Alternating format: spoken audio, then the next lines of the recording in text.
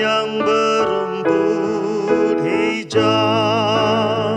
Ia membimbingku ke air yang tenang. Ia menyegarkan jiwaku.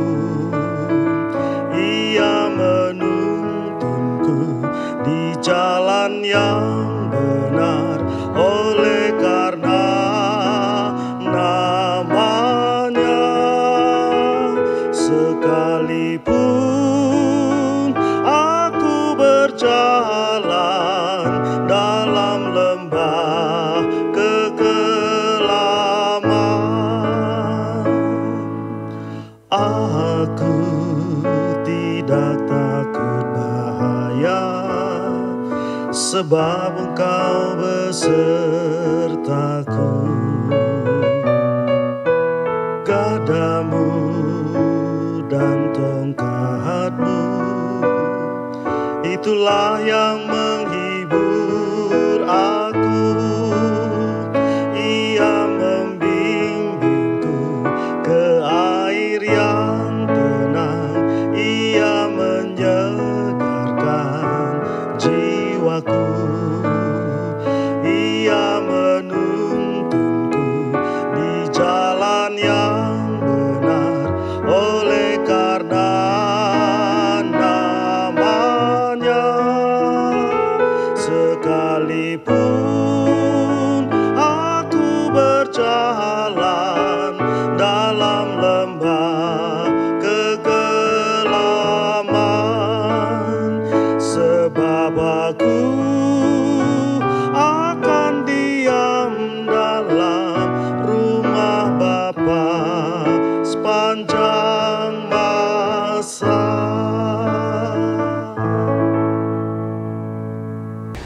Bapak Ibu dan saudara-saudara, renungan hari ini 30 Maret kita baca bersama dari Kisah Para Rasul pasal 20 ayat 7 sampai 12.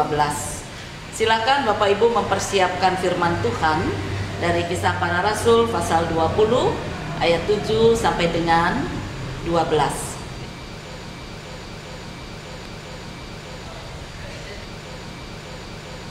Ya, Kisah Para Rasul pasal 20 ayat 7 sampai 12. Sebelum kita masuk dalam renungan, mari kita bersama-sama akan berdoa. Bapa di surga, di tengah situasi seperti ini, kami tetap merindukan kehidupan iman kami disegarkan. Oleh karena itulah kami membaca firman Tuhan untuk kami boleh mendapatkan kekuatan baru. Berfirmanlah ya Tuhan agar iman kami disegarkan, semangat kami juga tetap dibangkitkan untuk kami boleh kuat menatap hari esok. Sekalipun saat ini kami banyak mengalami pergumulan, tapi Engkau tahu bahwa di tengah pergumulan kami tetap terpanggil sebagai gereja Tuhan. Curahkan Roh Kudus-Mu. Kami bersyukur dan berdoa dalam nama Tuhan Yesus Kristus. Amin. Bapak Ibu dan saudara-saudara, bacaan kita pada saat ini menjelaskan tentang adanya beberapa tokoh sentral. Ya, dikatakan oleh firman Tuhan, Paulus itu sedang berbicara tentang firman Tuhan. Lalu dia berbicara agak lama. Nah, kemudian karena agak lama tadi sampai larut malam. Lalu ruangan mulai dinyalakan dan ada seorang pemuda duduk dekat jendela. Dikatakan pada awalnya pemuda itu duduk dan mendengarkan firman. Tetapi karena Paulus memberitakan firman itu agak panjang dan cukup jelas, cukup lama, akhirnya pemuda itu ngantuk. Nah, ketika dia ngantuk, tanpa disadari dia terjatuh. Padahal dikatakan pemuda itu duduknya di lantai 3. Anda bisa bayangkan kalau lantai 3 jatuh terjun ke bawah itu ya sudah tidak bisa diharapkan bahwa dia hidup. Dan memang pada kenyataannya masyarakat menemukan pemuda tersebut sudah tidak lagi hidup.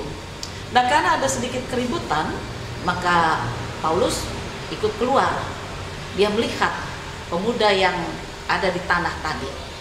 Apa yang dilakukan Paulus ini sangat menarik. Tiba-tiba dia membaringkan dirinya di atas tubuh pemuda itu dan kemudian dia berkata, "Jangan ribut." Ini perkataan yang sangat menarik, saudara-saudara. Di tengah situasi ribut, di tengah situasi ada kematian, di tengah situasi yang membingungkan, maka Paulus berkata, jangan ribut. Sebab apa? Sebab Paulus menghendaki orang-orang tidak ribut maunya sendiri, berceloteh, bingung, takut. Tetapi Paulus mengatakan bahwa pemuda ini kepada orang tuanya, karena dia masih hidup. Inilah yang menarik, bahwa Paulus memberitakan berita kehidupan, bukan kematian. Oleh karena itu dia berkata, tidak usah ribut, tidak usah ngerasain, tidak usah berbicara yang lain dulu. Lihat kenyataannya, bahwa pemuda itu masih hidup. Walaupun kamu tadi lihat dia sudah mati, tetapi di dalam Tuhan Yesus mampu untuk menghidupkan. Kemudian hal ketiga yang kita bisa belajar dari firman Tuhan ini adalah perkataan Paulus tadi. Paulus menghendaki dia berbicara soal kehidupan. Oleh karena itu jangan masyarakat diributkan oleh pikirannya sendiri. Wah, dia ngantuk karena dia lapar. Wah, dia ngantuk karena dia tidak perhatian. Wah, dia ngantuk karena ini dan itu. Wah, dia ngantuk karena tidak sabar. Itu praduga, itu merasani, itu tidak baik, itu menghakimi seseorang, di mana orang-orang tadi tidak tahu jelas problem yang dialami oleh pemuda sehingga dia duduk sampai ngantuk, akhirnya jatuh.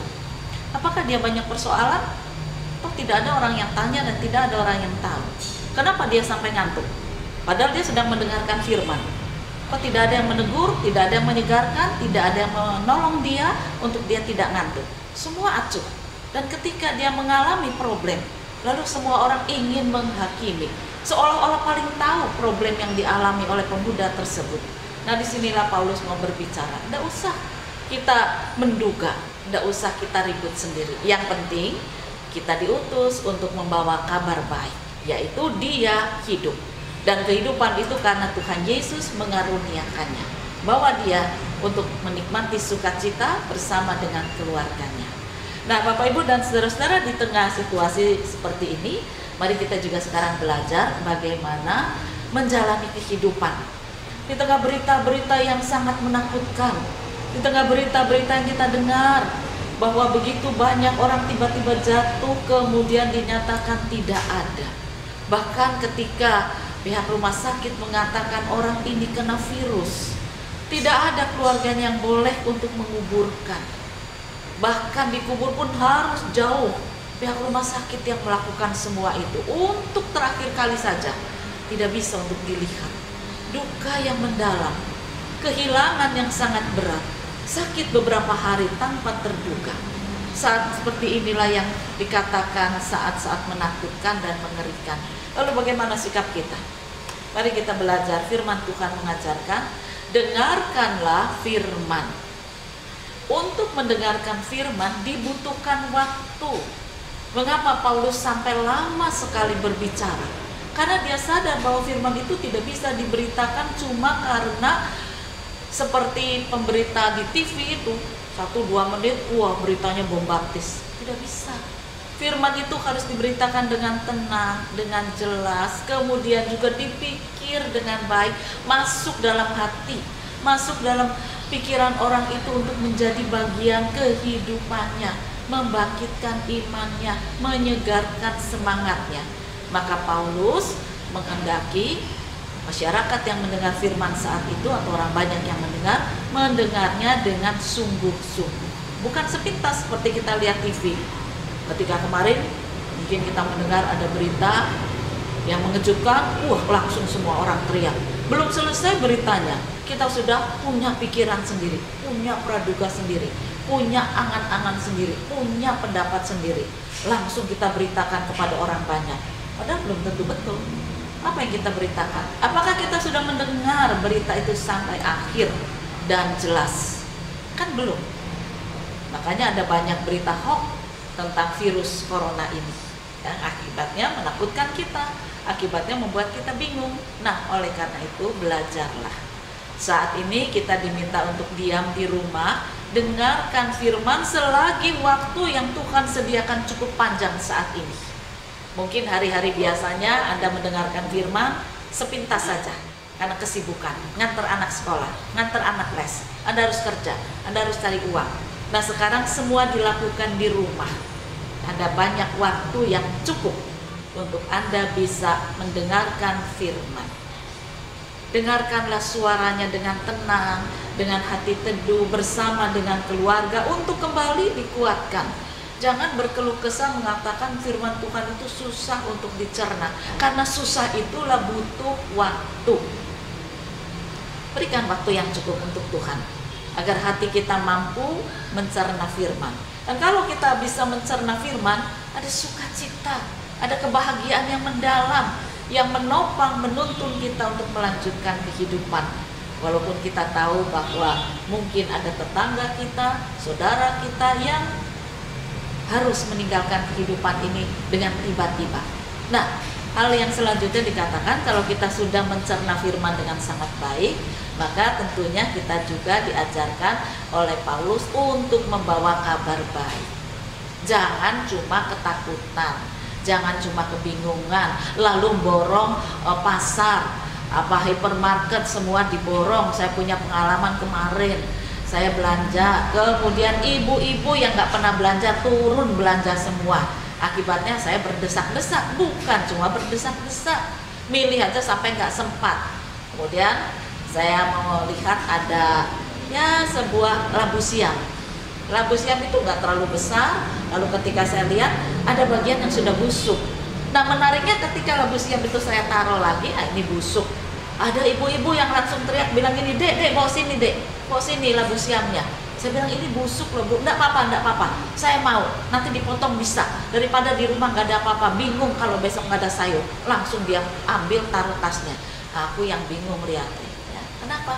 Orang kok seperti nggak berpikir, orang kok seperti ketakutan sekali, sampai rebutan saja dijalani karena tidak ada ketentraman, tidak ada keyakinan bahwa Tuhan memelihara. Kita diminta menjadi pembawa kabar baik, bukan orang yang gugup, orang yang bingung tanpa pegangan. Kita percaya ketika sayur tidak ada lagunya sayur kubis saja tidak akan berbuah, tetapi kasih Tuhan akan terus berbuah.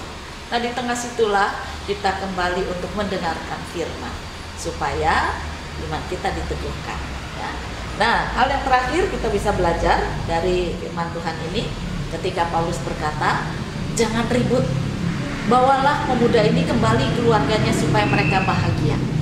Jangan ribut, jangan kerasani, jangan kita kemudian menghakimi, jangan kemudian kita menduga-duga persoalan yang sedang terjadi dengan tetangga, dengan sanak saudara kita yang mungkin sedang mengalami masalah karena virus. Jangan kita menduga, oh karena dia tuh orangnya perokok, oh karena dia orangnya sembarangan. Nggak usah, kita tidak perlu meributkan itu. Yang diutus oleh Tuhan kepada kita, beritakan kabar baik, beritakan kabar kehidupan. Sebab itulah yang diwajibkan oleh Tuhan Yesus kepada kita. Kita diminta untuk membawa kabar baik kepada semua orang. Sekarang ini ada banyak orang yang sedang bingung. Kalau saudara punya cukup waktu untuk firman Tuhan, maka saudara bisa WA, bisa telepon kepada sanak famili keluarga lain untuk membawa kabar baik, kabar sukacita. Video call sekarang gampang. Ya.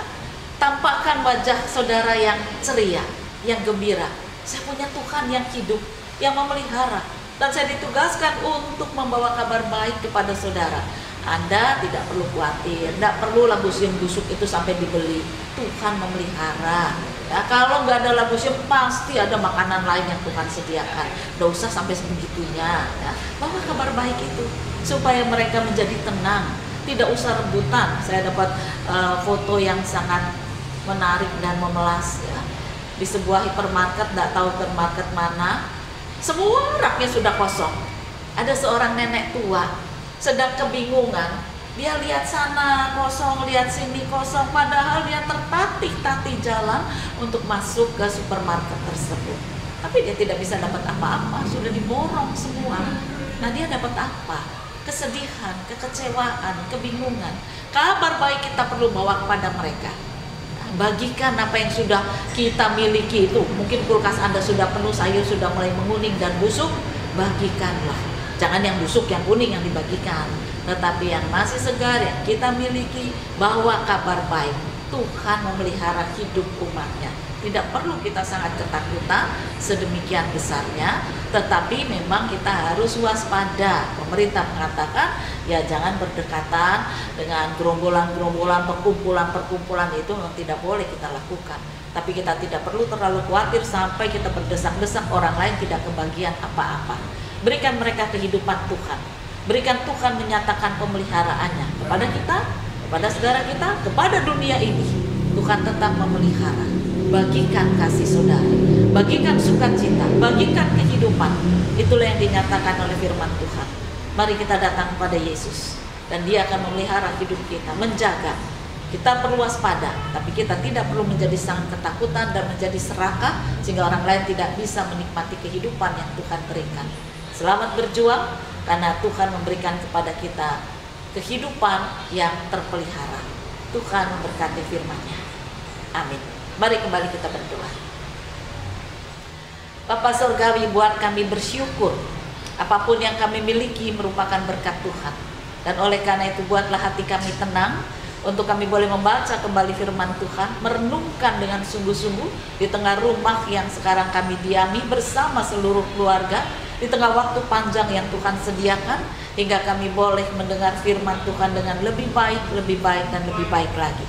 Kebaikan dari firman itulah yang akan membuat kami juga mampu berbagi kehidupan dengan sesama kami, dalam sukacita, dalam pembagian berkat.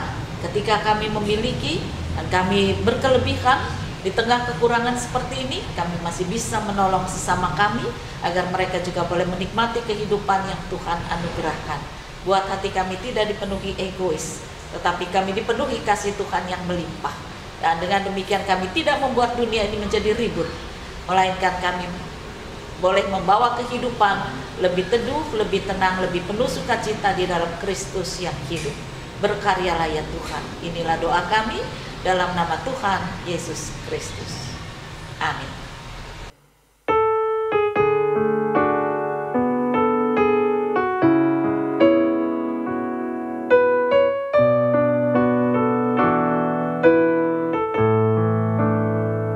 Ya Allah, kasih-Mu besar, lebih besar dari segala, tiada terduga dalamnya, tiada terjangkau luasnya.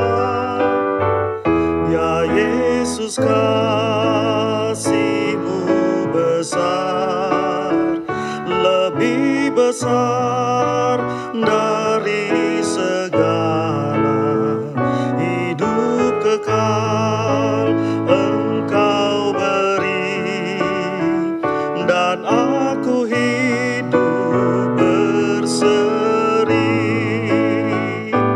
Dalam doa aku bersyukur atas limpah kasih-Mu. Ajar aku mengasihi-Mu dan sesama manusia. Dalam doa aku bersyukur atas limpah kasih-Mu. Ajar aku mengasihi-Mu dan sesama